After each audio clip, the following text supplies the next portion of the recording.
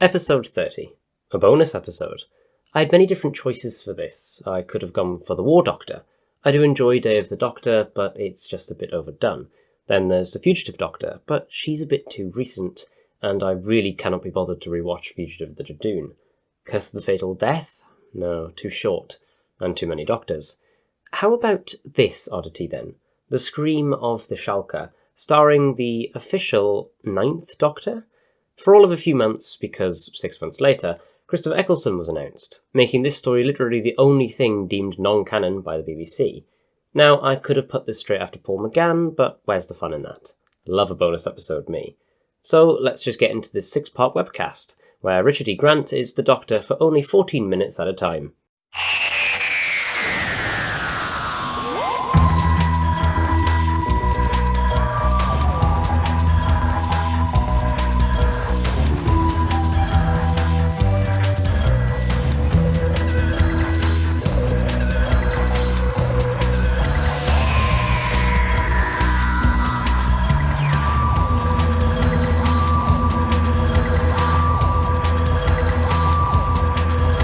Even though the beginning is ear-splitting, this is an incredible title sequence, but one that leads into yet another shot from space. At least this one has a meteorite in it.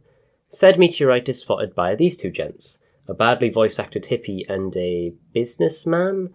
Yeah, I've got no clue, to be honest. No! It's a meteor! Sweet! Both are glued to the ground, then seemingly killed by the creature within the meteorite. How strange. Now we finally get to meet our Doctor. Number 9. No! Alright, well, I'm calling you that just for the purposes of the video, okay? After smelling the air, he realises this is England, 2003. Only problem is the entire town seems to be empty. The Doctor heads inside to the local pub and asks for... Single glass of Merceau 96, if you please. I've heard so much about it. I have no idea what he just said, but either way, he seems to be an alcoholic. I don't think we've ever seen the Doctor drink before, but my god, he polishes it down fast. This guy's off his rocker, but it seems whatever has invaded this town is underground. How do I know this? Well, it just stole his TARDIS. Brilliant. Out in the streets, he finds a statue of a man, made up of solidified lava, and a homeless woman. Is there change? Oh, let's see. She's homeless because the floor of her house wasn't solid, and now we know why.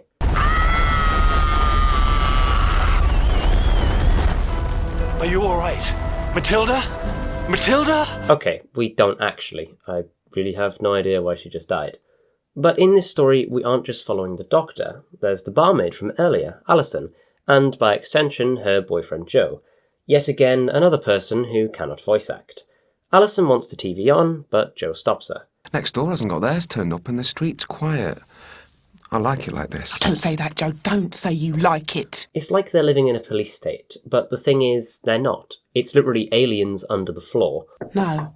What are you doing here? Around the corner, a lovely old lady has just died. Does anyone here care? Yeah, just allow him in, I guess. He could be a murderer for all you know. How can you come in here and start... Uh-oh. Walking on eggshells. Well, maybe not a murderer, but he's basically a burglar.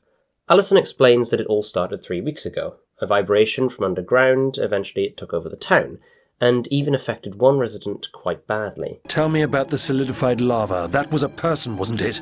That was Kim. One night, on the way home, the ground opened up and she started covering herself with lava. Well, that's not gruesome to imagine in the slightest. Imagine the amount of pain she was in, then imagine how bad the noise was she was hearing that boiling lava was a better alternative. But Kim's problem was in the past. The Doctor's only just started. Ah, you must be the aliens. I've heard so much about you. It's been a long time since anyone's screamed at me, and then I think they were only waiting for Elvis to come on. This guy just chats utter bollocks. At least he's got the skills to back it up, though. That trade trick was amazing. As you can probably tell, these aliens are the Shalka, the monsters of the story. And by God, do they scream. It's just endless torment. At least the Doctor has the ability to create a big bomb to stop them. How big is this thing going to be? Only, it's right next to... Yeah, I don't think you're going to be able to go home after that one. Seems the Doctor has temporarily saved the day, but for some reason he thinks this is permanent. I told you this would be over tonight, Alison, and I kept my word. So... this is goodbye. Look, there's one right there. And your TARDIS is missing. We've got 4 parts left, so you better fill them. With no other option, the Doctor calls in the army, while we have to listen to this. Who signed off on this? Using her sonic powers, their queen breaks into the TARDIS, coming face to face with... Hold on, is that the Master? Well, this is interesting.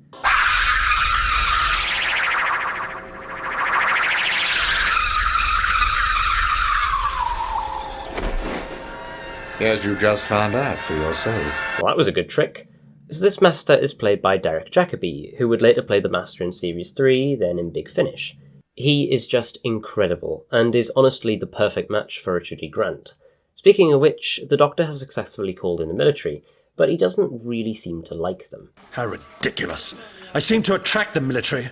They're either arresting me, making strong sweet tea, or killing my friends. Go and find someone else to play your filthy games with. He deduces that this town was chosen because it sits on a giant ancient volcano, one which Alison is dragged into by the Shalka Queen. Brilliant.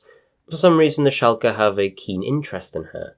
In the caves, the Doctor with his crack team encounters a large slug-like creature that sounds just like a TIE fighter. What is it? Grenades! Throw them into the corner. The sound will hurt it. So good. Crafty Doctor, but... That's it! Take me home, big boy! What the hell? You'd never get that nowadays. Okay, well, maybe you would. On top of the creature, the Doctor leaves a voicemail for the TARDIS. You've reached the good ship TARDIS. We're rather busy at the moment. We really should change that message. Yeah, you probably should get that changed. Useful information, at least. The creature leads him to where he needs to go. His TARDIS. Only problem is there's a few guards in the way, including the Queen. I am Prime, War Chief of the Shalka Confederacy. Oh, Shalka Prime? Well, you seem more like a queen, so I'll keep on calling you that. The Shalka have a force of 2,000 warriors behind them, but that doesn't stop the Doctor taking the mick. Why did you only invade a tiny bit of Lancashire? Our ambition is greater than that. Well, you mean Nottinghamshire? Ah, Doctor, there's no such thing as the Midlands. So the Shalka plan to invade humanity to expand their empire. Well, as the actress said to the Bishop, I'm not human, and I don't care. I'll just get out of your way. I think not, Doctor. Honestly, you could have just let him go, but you had to involve Alison. Now, following the Shalka's orders, the Doctor just switches off the Master. He's an android? That really is different. Travelling with an android duplicate of the Master? I should try something like that now. Apparently, the Shalka now know how to fly the TARDIS, so they decide the Doctor and Alison are just dead weight, so try to throw them into a black hole. Wait, no, I'm wrong again. There goes the Doctor. How on earth is he going to get out of this one? His last action is to make a phone call with the TARDIS phone, giving us this interesting tidbit of dialogue. I was finished anyway. Hopeless. I can't do this anymore. I got her killed. Again. It's not the first time. I think I'm beginning to piece it together here. The Doctor keeps mentioning them, saying they sent me here, while shouting into the sky, meaning he's probably working for the Time Lords. As for the her in this story, I believe it to be a past companion or lover, who seems to have died when he could have potentially saved her, turning him into an alcoholic with survivor's guilt. Probably. With his sonic screwdriver, he turns the phone into a TARDIS door. Yeah. Inside the TARDIS, the Master isn't exactly deactivated. Ah, thank you. My plan worked perfectly. That devilish Master. Always wanting to screw over the Doctor as long as it keeps him alive. Or at least alive as he can be. Then the Doctor bursts through the door. Doctor, you're alive! And this... Oh, that was a quick defeat. Major Kennett, you must forgive me. I've insulted your profession, taken command of your men, been inexcusably rude and hopeless in the face of... I meant that Miss Cheney said you'd been thrown into a black hole. That seems rare for this Doctor. I'd accept that one, Major. Since the army has captured a Shalka, the Doctor investigates. It turns out pure oxygen is how to defeat the warriors, or at least stun them. Running a test, the Doctor reduces the oxygen to see what it does to Sergeant Greaves.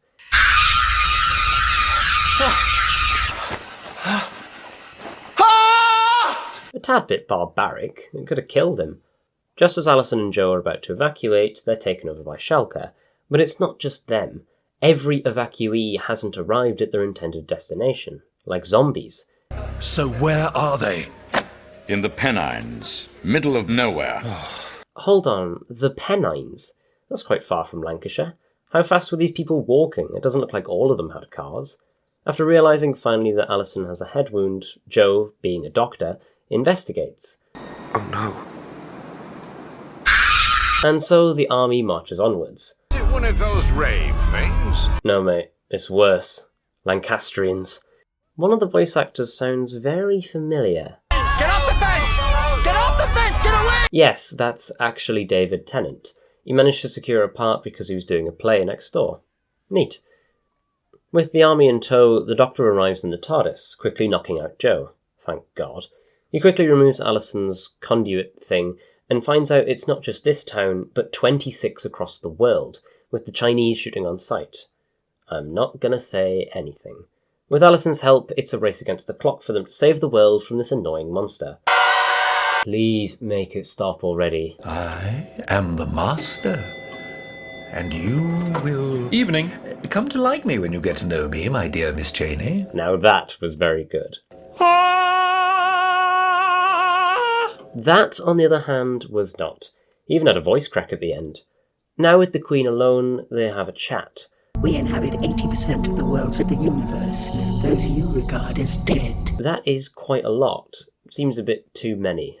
I wonder what the EDA writers would say about this. Call us death if you wish, Time Lord, but we bring extinction to the entire human race. I wonder where she was hiding that form all along. At least we're on the final part now. The Shalka successfully strip away the ozone layer, causing the sun to be harmful, the seas to run rampant, and meteorites to fall freely.